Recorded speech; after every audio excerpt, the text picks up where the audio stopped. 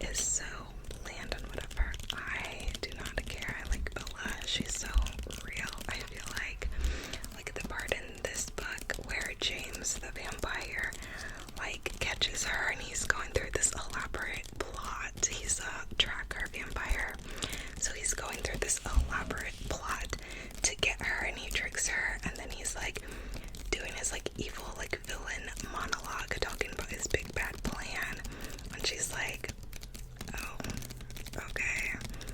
And he's like, aren't you upset that I tricked you? And she's like, not really. I'm just like, she's so real, because like, yeah, like really, like, you tricked her, you did all this, then the third, and now what? You want a reaction? Like, congratulations. Like, I just feel like she's so real for that, for her reaction. And she was just kind of like, well, if worst comes to worst, like, I, you know, would have rather been tricked than have my family members hurt. So, like, whatever is basically her mindset. So, I just like Bella. She's funny. I don't know how she'll be in the other books.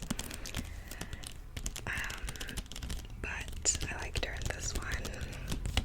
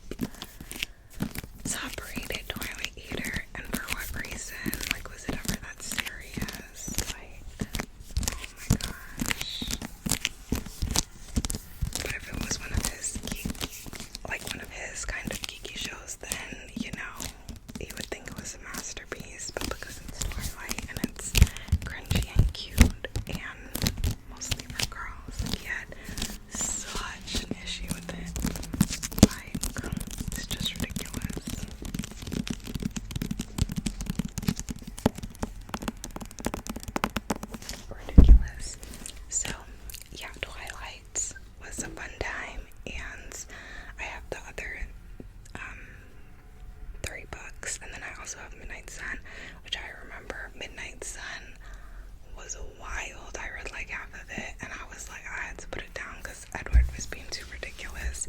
But I think I'm gonna pick it back up now just for shits and giggles now that I'm reading the original series. But yeah, Twilight I also read Frankenstein. Let's do the spooky reads first. So I also read Frankenstein. I gave Twilight like 4 stars, by the way. 4 out of 5. But Frankenstein we have here. This was the last of the books that my older brother got me for Christmas like 2 years ago, I think. I had read all the others, which was Dr. Jekyll and Mr. Hyde, some other short stories by Robert L. Stevenson, A Connecticut Yankee in King Arthur's Court, and that may have been it. So I read all of those other ones. This was the last one I had to go from that, and I actually really enjoyed this. I was listening to the audio on my road trip, and it was just perfect, like Halloween vibes. So if you're looking for a classic for Halloween, Frankenstein is right here. I typically have a hard time like retaining classics and really like being in the story for classics, like with some of those other books. But with this one, I feel like it was really done like well, and it felt like a modern story. Like it felt very applicable to today. And yeah, for a classic, I surprisingly felt like I was really following along and in the story. So that was pretty cool. I think I want to watch the movie now. Maybe I'll watch that for, spooky vibes. But yeah, I actually really enjoyed this. I'm not a super classics girly, but either I'm getting better at retaining them, or this one just like was written in a way and was a storyline that pulled me in more. But yeah, so classic themes, if you don't know, Frankenstein touches a lot with like ethicalness of like scientific projects, of the question of like how far is too far, of the question and idea of creating something that's like a monster or like more of a mess. Like you think you want to create something amazing that's never been done before, and like it turns out terribly, basically. That's kind of like the theme of Frankenstein. But something that really stood out to me was Frankenstein is this being that was created by, or not Frankenstein, the monster was this thing that was created, the monster, created by Frankenstein,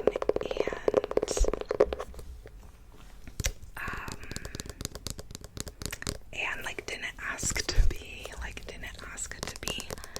made, then is made and in this world, and then as soon as he's made, Frankenstein looks on him and is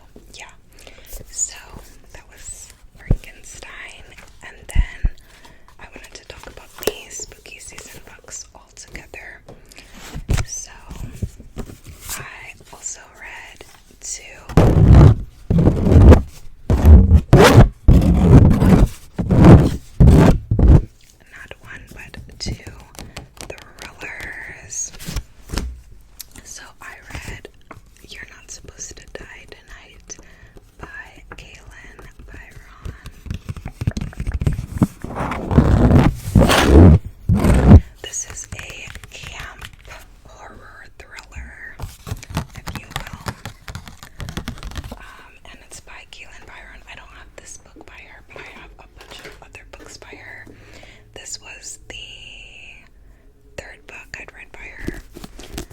So I'll just tap on one of her other books. This is one of the few ones I have by her that I haven't read.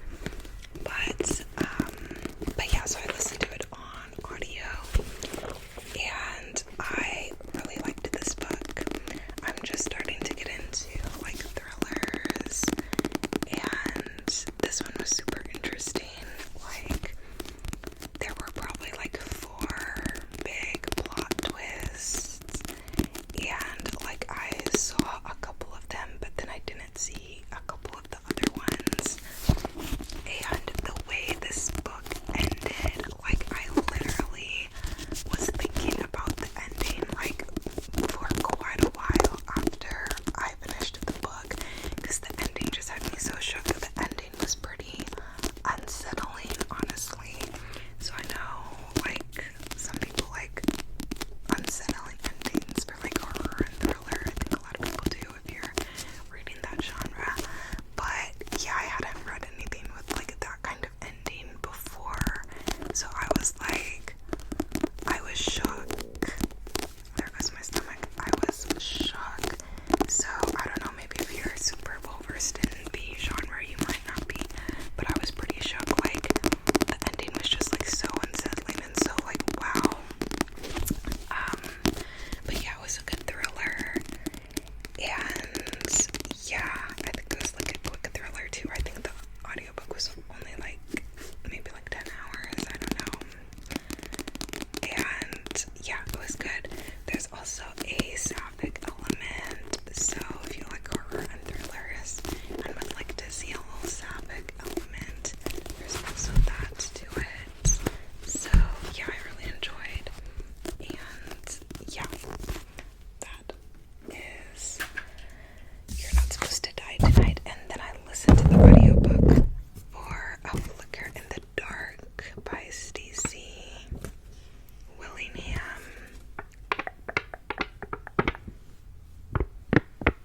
And this was the book club pick for the book club that my work started doing. So I hadn't read one of their books yet, but I was like, during this month over, which no one else, well not no one else, but half the group like didn't even finish the book. So I was like, I guess I didn't need to rush to listen to the audiobook for this.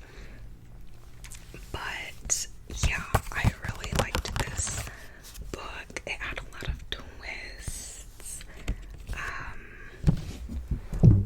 Yeah, it had a lot of twists. You can figure out who it is in the end, but it's like an interesting premise. I didn't really say the premise for the other one, for You're Not Supposed to Die Tonight. I mean, I did say it's a camp thriller horror, but basically our girl is working this campsite, and then the workers start going missing one by one, and so it's supposed to be like a horror, like simulation type camp, but it turns real. For this one, the premise is the daughter of a convicted serial killer. There starts being murders happening where she lives, and her father's like behind bars, so she's kind of like a suspect, and she's trying to figure out like who committed these murders, but she's also like an unreliable narrator, and she's using prescription drugs and stuff like that.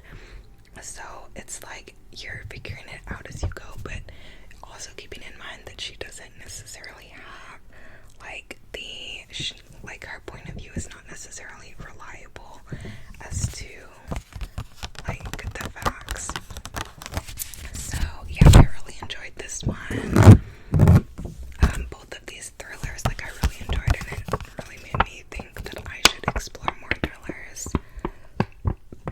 I think even if you like figure out the twist, or like some of the twists, which I did, like they can still be like interesting stories and like fun times. So yeah, I really enjoyed this one too. And yeah, that was the other thriller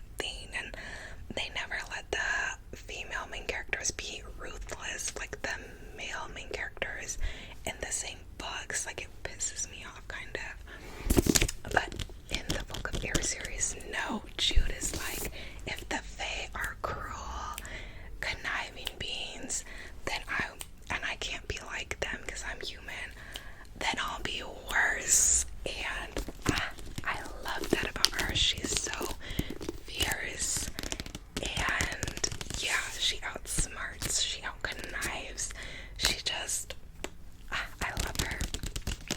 And yeah, she's ruthless, she's dangerous, she's like, she is just so cool. I love her.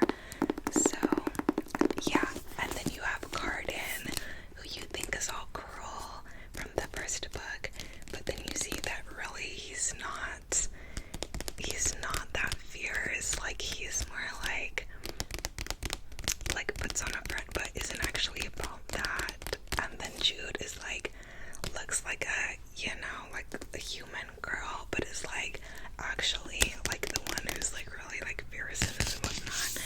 So yeah, it's just so fun. And yeah, I love this series so much. And another thing I love about this series is it's a packed plot, the politics, the vying for the throne, who's gonna get the throne, the, like making trades and bargains and whatever.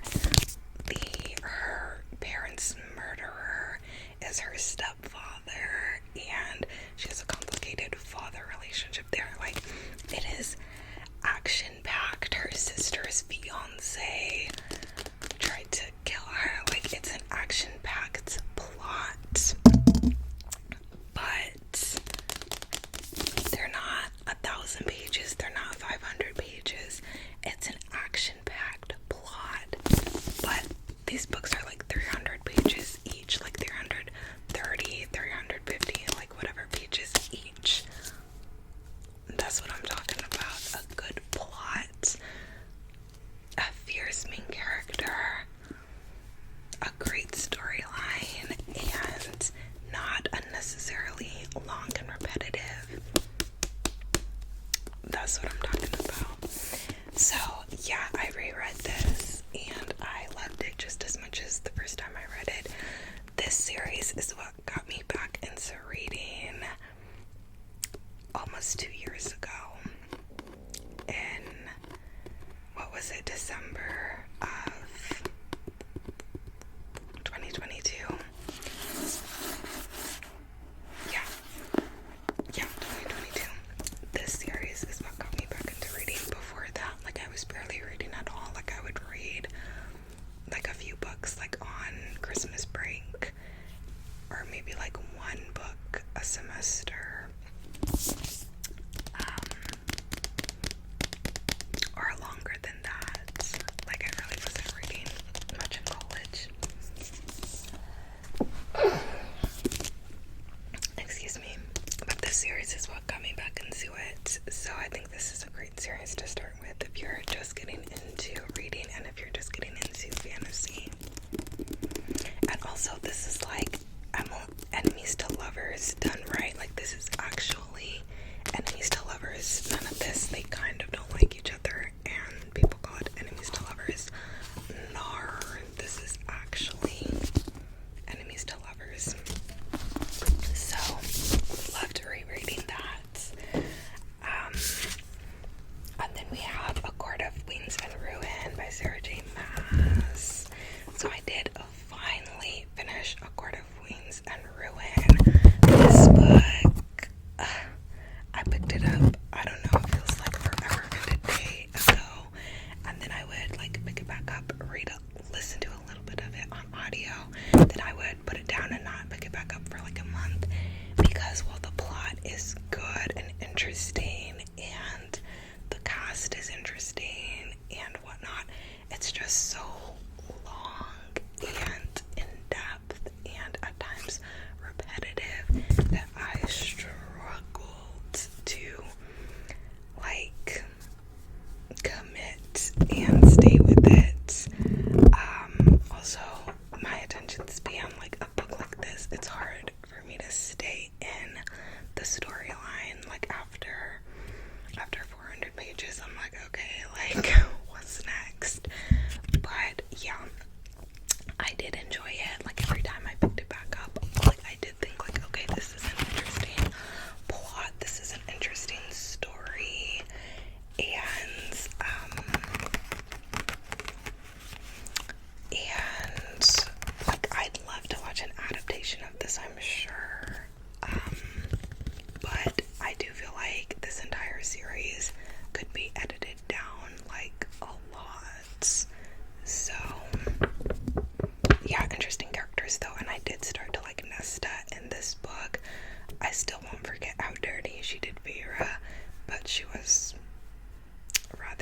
class in this book, so yeah.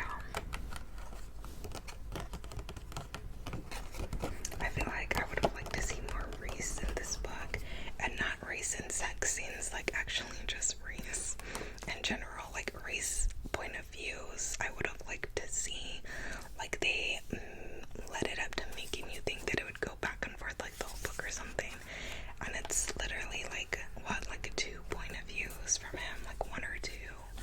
So, but yeah, like it is like an interesting plot, and it's well written, but like it needs some serious editing. But yeah, that's that. And then we completely change gears. So we do have one romance book, and that is Honey and Spice. Honey and Spice. Honey and Spice. This is one of those like book talk popular books at one point, and I guess it was also a Reese's book club pick. And this is a good fall romance. You see they're dressed in their fall gear. It's got the orange gradient cover, which I love, and it's set on a college campus in the fall. So perfect time of year to read this. And it follows Kiki, who has a like radio talk show on campus, and Malachi, who's a transfer student / player, moved to our campus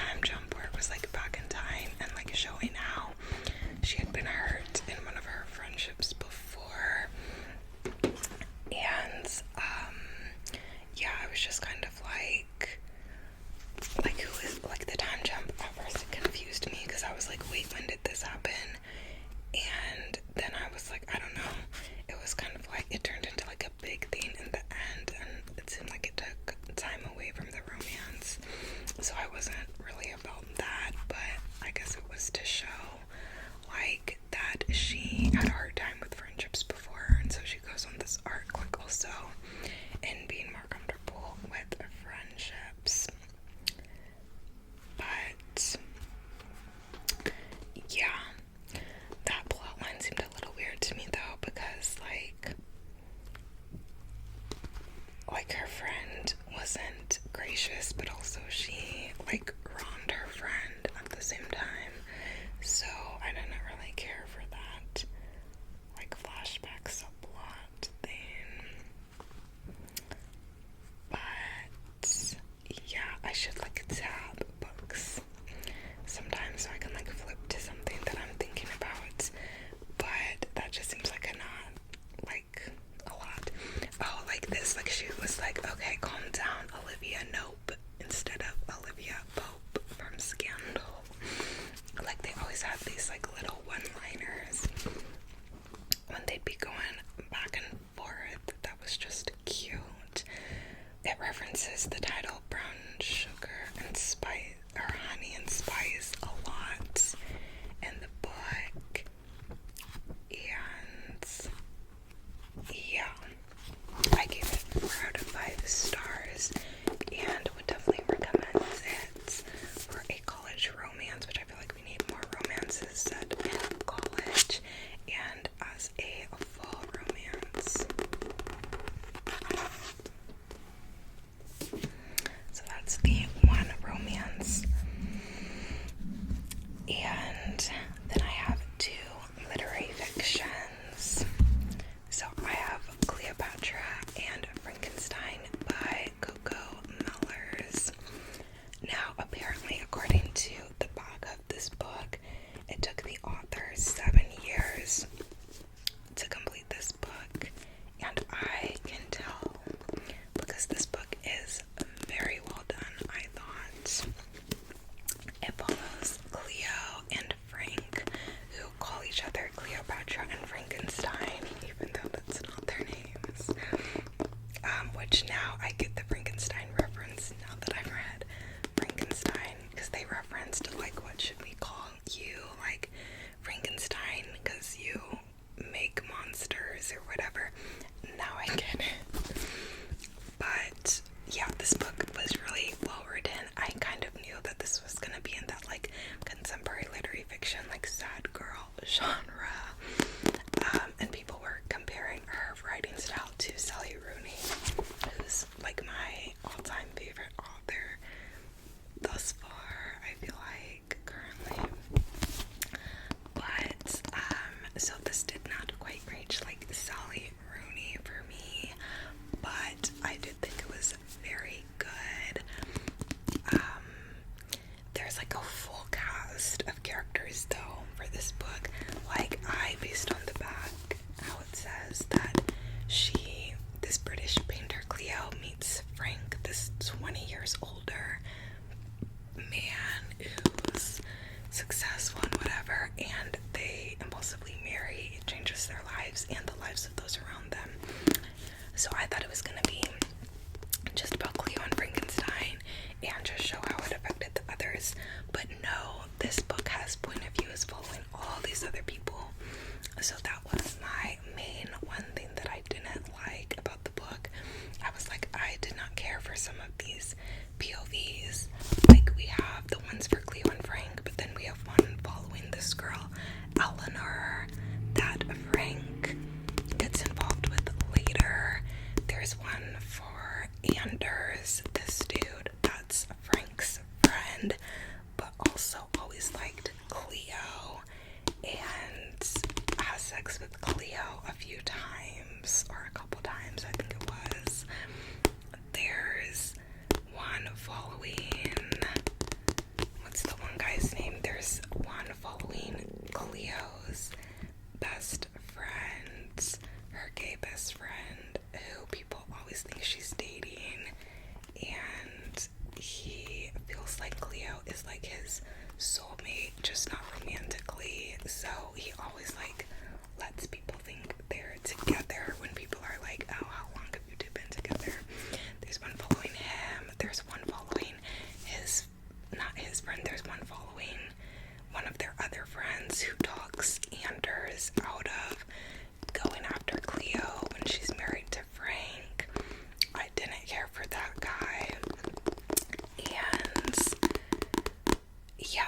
just like all these other point of views, and if you know me, like I don't like there to be too many point of views in a book, like too many POVs, and I'm like, who are these people and why do we care? Like give me like two people we can hunker down in and I can really connect with, get on a deeper level with. Love that. But too many point of views is like whoa for me. So at first, you know, the first point of view that was not Cleo and Frank, I was like, who the fuck is this and why do we care? But I ended up actually really enjoying.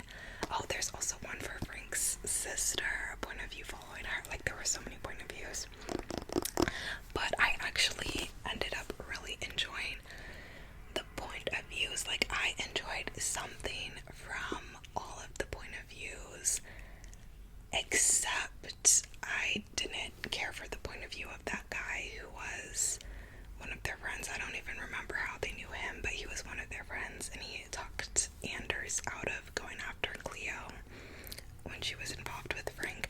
That's the only point of view I feel like I really didn't get anything from that I remember. But all the other point of views, I can think of something. Like right now, I can think of something that I took away from all of them. Like Eleanor, grief was a big one in her point of view. Like she was dealing with losing someone in a later point of view from her.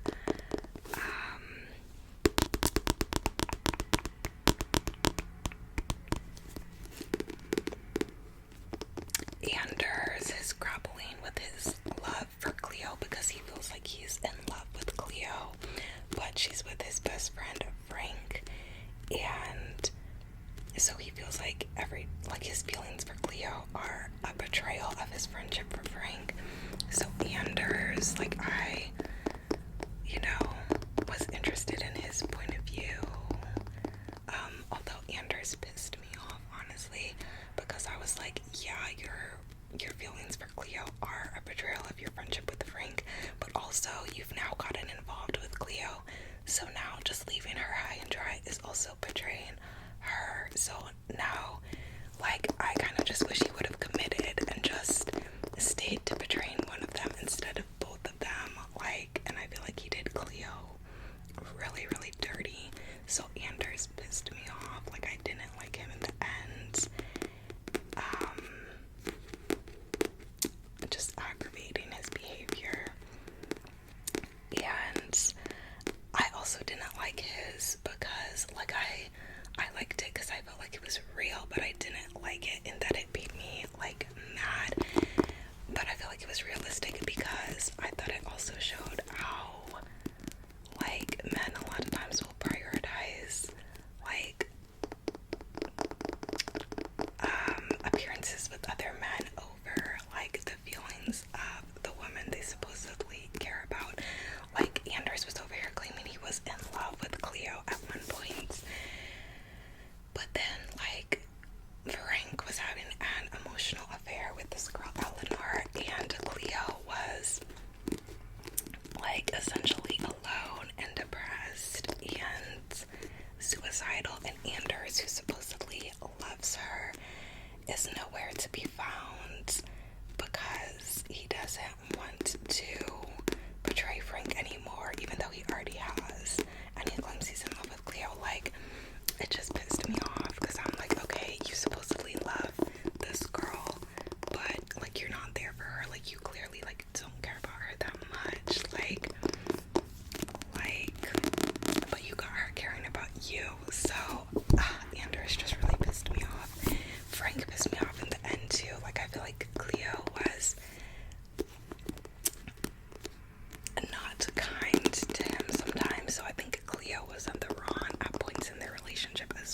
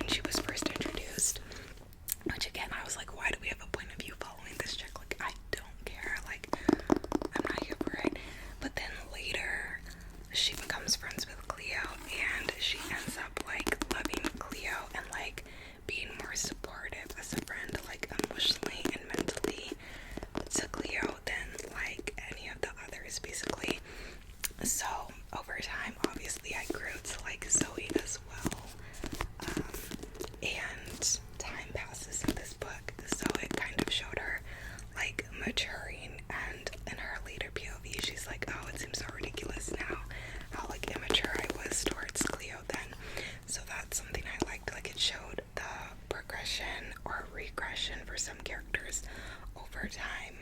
A different character had a regression where they came to rely super heavily on drugs later, and yeah, it was just interesting to see them all like either progressing forward or backwards in their lives, and yeah, it was super interesting.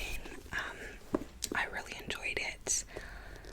The only thing really is like sometimes the point of views was kind of like, I don't know, I just, you know, I didn't care for a couple of the point of views, and I thought I was expecting it to be more Cleo and Frank centered.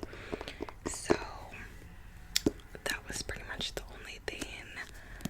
But besides that, like, I really liked the book. I feel like it's really real, and I feel like if you like that, like, contemporary literary fiction, just look into characters like minds and villains and stuff, then this is a good book to pick up. There are trigger warnings, though. There's attempted suicide in this book, so yeah, keep that in mind. But yeah, I really liked this. And then probably my favorite book of October, but also possibly my favorite book of the year,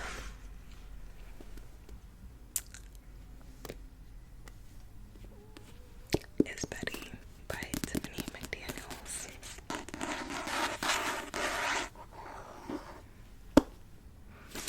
This book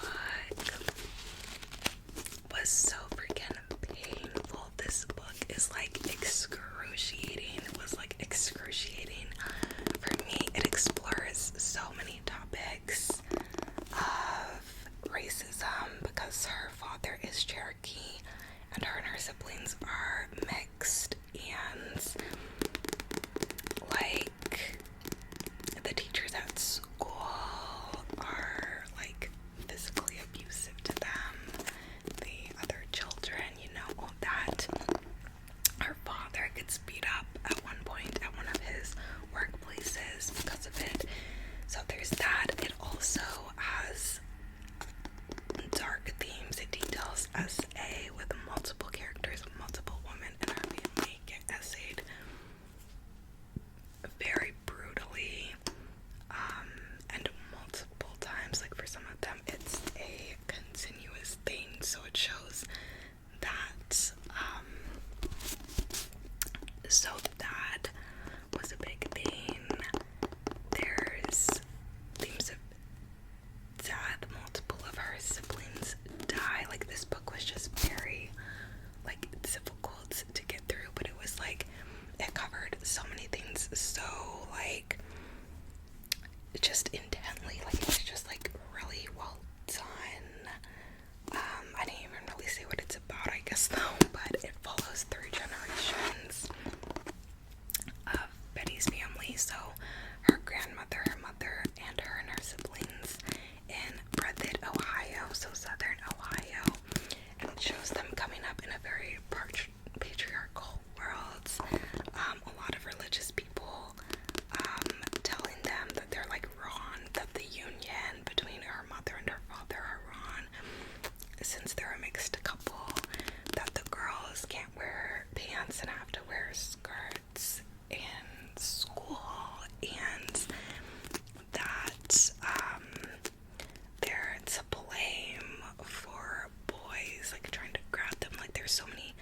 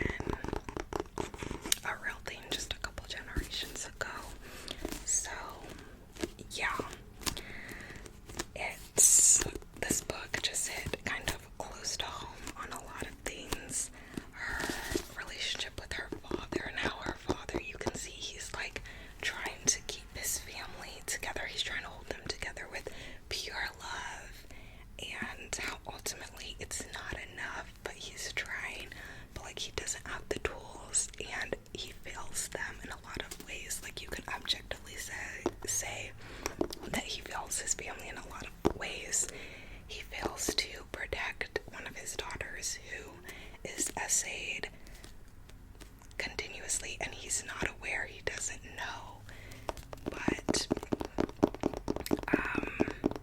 he sets out to just hold together and protect his family with sheer love, and he just comes up short. But you can see like he's trying and has so much love for them all, or like he fails to, you know, protect some of his children from other things. Like he just like he tries, but he comes up short. So like seeing that, I feel like was so sad, and you can see like how hardworking he is and how like he's doing his best, but he doesn't know how to handle everything. And you can see Betty like trying to, you can see Betty's like feisty. She's not okay with like taking the abuse that has been normalized in her family. She's not okay with taking the abuse that her mother took from her father, her mother's father, that her mother took from her mother's father, so her grandfather, and that her sister took from their brother. And she's not okay with that, and so Betty is like different than the rest of her family. She is setting out kind of to not be okay with what has been seen as okay in the world for, you know, these prior two generations, and for that even her siblings have accepted in her generation. She's setting out, and she's not okay with that. She's angry at the world, and she seeks to just not lie down and take the bullshit, basically. And yeah, I just felt like this book was just so well done, and it explored so many themes, like Betty's relationship with her father and how she didn't know how to express to him like the things she saw and whatnot, and what's going on. Her father, like how he's trying to hold this family together and he doesn't have the tools. Her mother is mentally ill, and she loves her children, but she's not a good mother to them. She's in need of help, and she doesn't receive it. Those resources were not available. And yeah, you just see so much in this book, like so much is explored, and I just think it's all explored like so well. And yeah, I just really loved this book, and I think it'll stick with me like for a long time. Like I read this at the beginning of the month, and I still think about it a lot. But yeah, and the premise of this book, a girl comes of age against the knife. Like that's just like, this book is just beautiful, but it's like so like it's so difficult, it's painful. But yeah, let me read you some things I underlined from this book. I posted some pictures of these quotes on my Instagram too, so you can check that out. But yeah, in the prologue, her dad talking says, "My heart is made of glass. My heart is made of glass, and if I ever lose you, Betty, my heart will break into more hurt than eternity would have time to heal." Chapter 1. A girl comes of age against the knife. She must learn to bear its blade, to be cut, to bleed, to scar over, and still somehow be beautiful, and with good enough knees to take the sponge to the kitchen floor every Saturday. You're either lost or you're found. These truths can argue one another for an infinity. And what is infinity but a tangled square, a cracked circle, a space of fuchsia sky?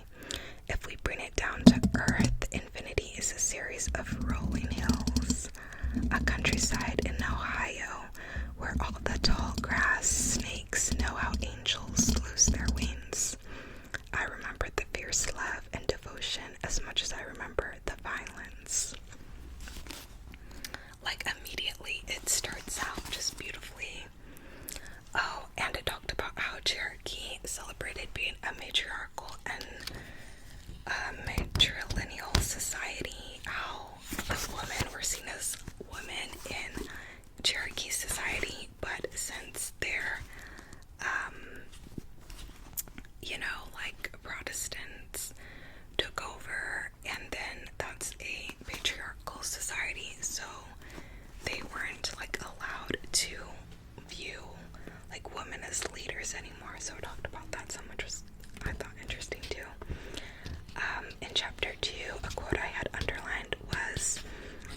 father's hands were soil, my mother's were rain.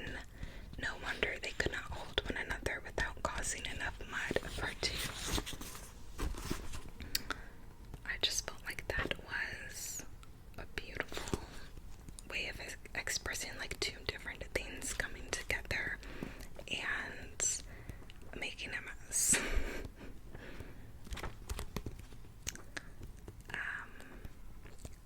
This book, I feel like, is just so good, and yeah, I definitely recommend. One thing that confused me at first about this book is because there's like Bible verses at the start of every chapter, but it's like not a religious book, so I was like, what's the deal with that? But in an interview, she said that it was to show that this like patriarchal society like shaped like their worlds completely. So it was kind of like a compare and contrast thing, which I didn't really get, and I don't know that I would have gotten if I hadn't read that. But I guess that's why it's formatted like that. But yeah, this one was sad. Her mother told her that she thought God hated women, and she was like, she was confused. She was like, what do you mean? And her mom said, God made us from the rib of man. That has been our curse ever since. Because of it, men have the shovel, and we have the land. It's right between our legs. There they can bury all their sins, bury them so deep no one knows about them except for them and us. Which I was like, oh my gosh, like the way everything is written is just so moving. And I think her mom was referencing like essays specifically in that quote. But yeah, there was just a lot that had me like, wow.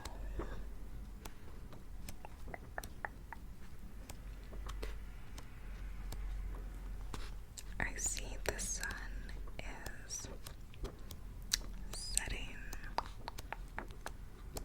and the sun will set for you. Someone said all mothers are envious of their daughters to a certain degree because their daughters are at the beginning of youth while mothers are losing theirs, which was sad, and I think showed her mother's difficulty in, or dislike for her, like her mother's mother and her mother hated each other, and that kind of showed like their relationship, their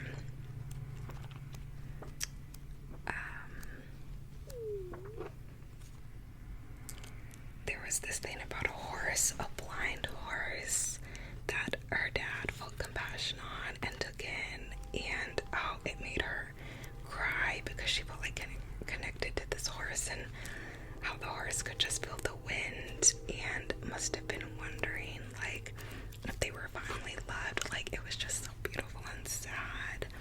There's this part where her sister asks her, why is it so many men of God are not of God at all, Betty? Because someone who essayed her was going on to be a preacher.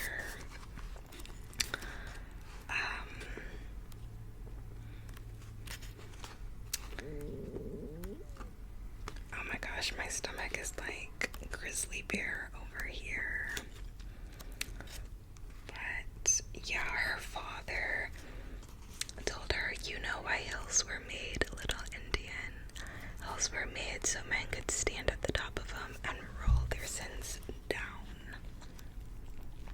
Like he always had these little things, these stories for them, like about his heart being made of glass, about how if you felt bad, just go to the top of the hill and roll your sin down it. Like, and then after one of his daughters' cell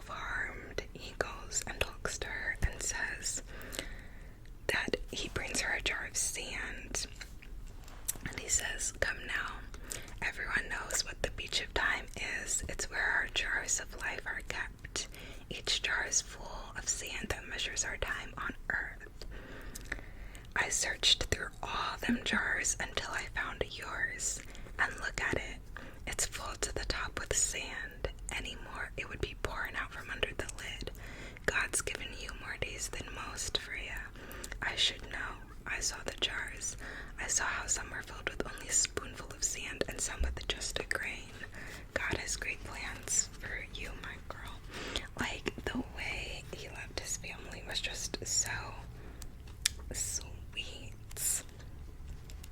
and moving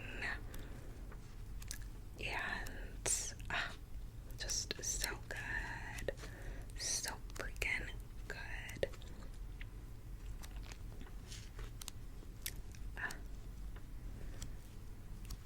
This book is just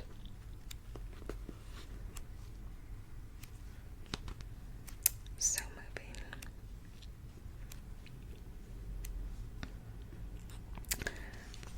Talking about a racist encounter, he said, one day God will turn out all the lights to remind people like you that in the dark you won't be able to tell who's white like you and who ain't. We'll have to treat one another equally. We'll learn it's not our skin color that makes us good or bad, and only when we learn that will God turn the lights back on. And then talking to Betty, he told her he wanted to leave, and he said, I want you to leave breathed. You are meant to fly out of this burning book. So he basically tells her that, like, he wants her to not accept what their generations have accepted before either, which was really moving.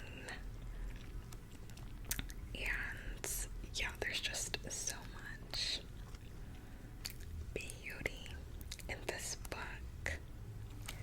And then there's a callback to the beginning, and her mom says, re-quotes it a little differently and says, a girl comes of age against the knife, Betty, but the woman she becomes must decide if the blade will cut deep enough to rip her apart, or if she will find the strength to leap with her arms out and dare herself to fly in a world that seems to break like glass around her.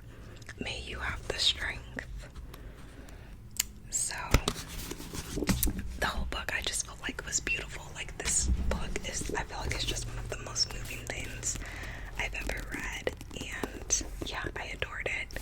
So that's Betty. I highly recommend it if you want to read a book by an Ohioan author or get more of like historical fiction about Southern Ohio. So yeah, that was my favorite. And then I just have a graphic novel and 2 memoirs to talk about really quickly. So Juliet Takes a Breath.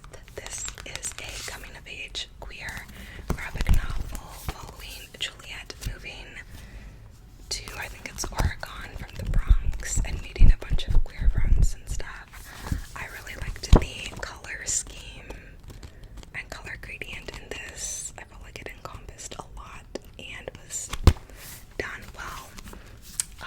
As far as the graphic novel, I did think it had some really cute and moving quotes, but I think it wasn't really what I was expecting. Like, it kind of poked fun at people who try too hard to be progressive but aren't intersectional. So it kind of poked fun at like these people who like try too hard, but I kind of felt like the book almost felt like it was trying too hard at points itself. And I don't know, I guess I was expecting it to be a little more upbeat, but it was very like coming of age story-ish, and yeah, it has a really nice color gradients in my opinion. So that's that. And then I finished listening to Courage to Soar, which is Simone Biles' like memoir. I was in the mood to listen to Olympics, like something about the Olympics after the Summer Olympics. So I listened to that, and it was okay. Like, I guess, wanted to hear more about like her personal feelings and stuff, and it more so detailed like her progress when she first got into gymnastics, and like how she had to decide between like going to school and training and whatnot, and how her coach like pushed her. And yeah, but I guess I wanted to like connect some more and like hear more of like her inner thoughts or whatever. It also didn't go into any of the scandals, which it didn't have to. Like, I know that's a sensitive matter, so that doesn't need to be in the book if that's, you know, something that's, you know, probably extremely painful for her to talk about. So it didn't need to be in there, but I guess I guess I just wanted something more than like the training, like how she first got into gymnastics, to be described. Like I was hoping to connect a little more, but yeah, she's amazing though. Still a fan. And then I'm about to finish the I don't know if this is a I don't know what this is, because she has like 3 of them, but it's the Talking as Fast as I Can book by Lauren Graham. It's supposed to talk, I guess, about more so like